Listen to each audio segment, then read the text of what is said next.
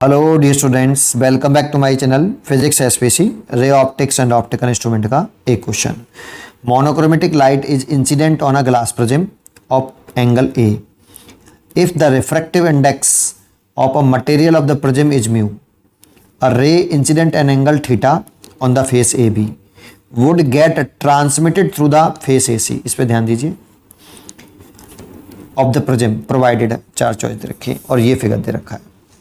ठीक है, तो देखो यहाँ पर लाइट रेयर टू डेंसर जा रही है, इधर कुछ नहीं बताया तो एयर मान लेते हैं, इसका रिफ्रैक्टिव इंडेक्स 1 होता है। अच्छा, प्रिज्म के मटेरियल का रिफ्रैक्टिव इंडेक्स उसने म्यू गिवन है। जब लाइट रेयर टू डेंसर जाती है तो टूवर्ड द नॉर्मल हो जाती है, तो टूवर्ड द नॉर्मल कर दीजिए। इस एंगल को हम R1 बोलते हैं। नॉर्मल ड्रॉ करें इस वाले फेस पर, इस एंगल को हम R2 बोलते हैं। अब देखो इस वाले फेस से लाइट डेंसर टू रेयर जा रही है, जब लाइट डेंसर टू रेयर जाए तो तीन बातें होती हैं। एक तो इंसिडेंस एंगल लेस देन रहे क्रिटिकल एंगल से, तो सिंपल रिफ्रैक्शन लाइट आर पार हो जाती है, मतलब इधर ट्रांसमिट हो जाएगी। और जब इंसिडेंस एंगल क्रिटिकल एंगल के इक्वल होता है तो रिफ्रैक्शन एंगल 90 डिग्री आता है। और जब incidence angle R2 greater than C रहेगा तो TIR होगा। लेकिन हमसे यहाँ पे क्वेश्चन में चाहता है कि लाइट ट्रांसमिट हो, तो ट्रांसमिट होने के लिए जो इंसिडेंस एंगल है फेस AC के लिए वो R2 है और R2 C से कम होना चाहिए। तो इस वाले केस में लाइट ट्रांसमिट हो जाएगी, that means light denser to rare away from the normal चली जाएगी। इसे इमरजेंट एंगल बोलते हैं। तो हमारी कंडीशन यही है। ठीक है, एक तो देखो इससे आगे करना है तो पहले तो हमें क्रिटिकल एंगल का फॉर्मूला याद होना चाहिए। Sine C is equal to refractive index of rare medium divided by refractive index of denser medium. ये refractive index of optical rare medium है और ये refractive index of optically denser medium है।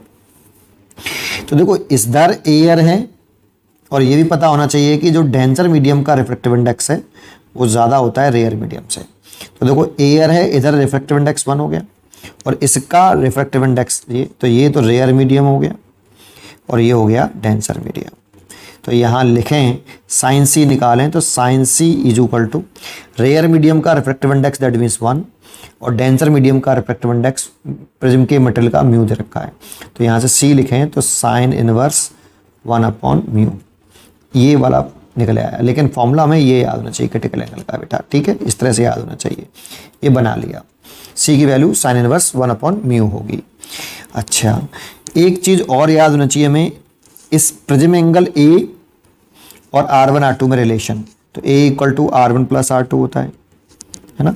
यहाँ से अगर हम R2 कैलकुलेट करें तो R2 इज इक्वल टू ले सकते हैं हम यहाँ पे A माइनस R1। तो ये R2 की वैल्यू पुट कर दें बेटा, ये वाली यहाँ, तो A minus R1 less than C। ठीक, तो देखो R1 को इधर ले आए और C को इधर ले आए तो A माइनस के C हो जाएगा लेस देन R1।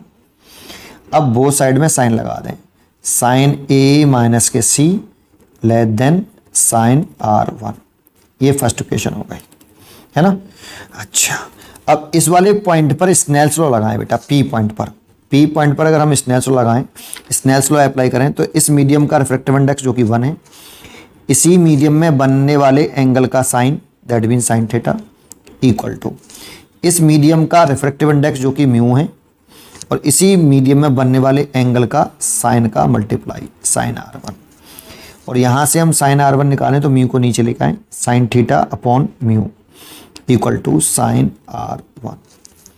तो यहाँ पे साइन A माइनस के C less than sine R1 की वैल्यू मैंने ये वाली वैल्यू यहाँ पे पुट कर दें बेटा, ये वाली। तो यहाँ लिख सकते हैं साइन थीटा अपॉन म्यू, इस म्यू का इसमें क्रॉस मल्टीप्लाई कर लें तो म्यू साइन A माइनस के C less than sine theta. तो इसको ऐसे लिख सकते हैं, क्या बताना, sine theta is greater than mu sign A minus के C।